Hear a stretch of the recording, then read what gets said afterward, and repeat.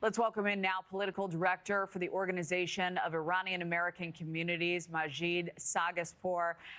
Thank you so much, sir, for your time this morning. So, Tehran says only its nuclear program is on the table here, the country looking for relief from sanctions at the same time. The U.S. side wants nuclear constraints and verification. Do you see a deal like this being reached without the use of military force? Well, thank you for having me.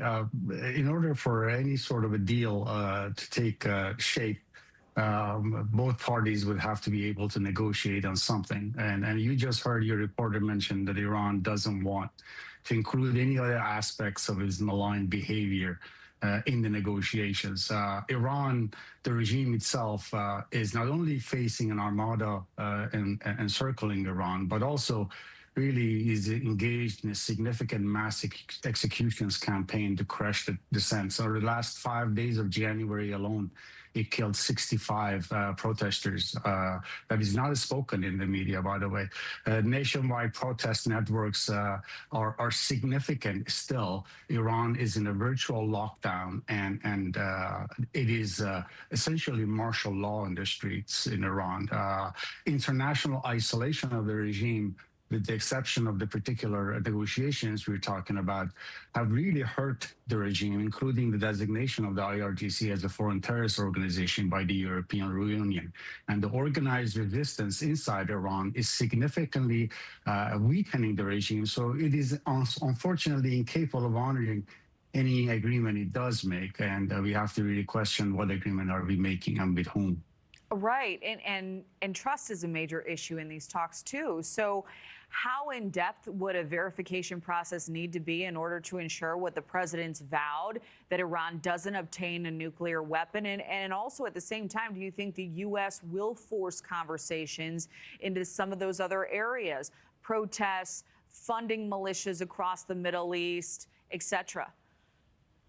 I think senior United States government officials, members of Congress, have really come out specifically mentioning that it does need to include all the aspects of Iran's nuclear malign behavior.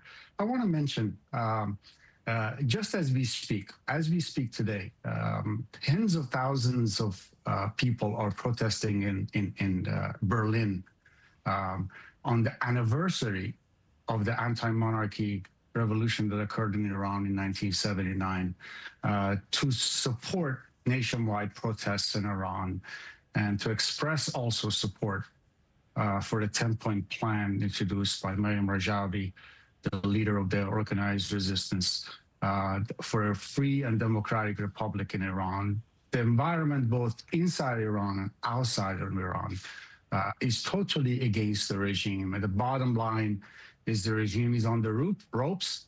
It is trying to buy time with these negotiations. It is incapable of coming into any agreement that the American public or its policymakers will swallow with honor. And I think it is unfortunately on the verge of collapse and is trying to survive in any way it can. So our ask for the international community is to side, as members of Congress have said, as the president has said, to side with the people of Iran and support their desire to what you said at the outset, to change the regime. Right. And, you know, we know these conversations are fragile all at the same time, so we'll be following those developments very closely. Majid, thank you very much.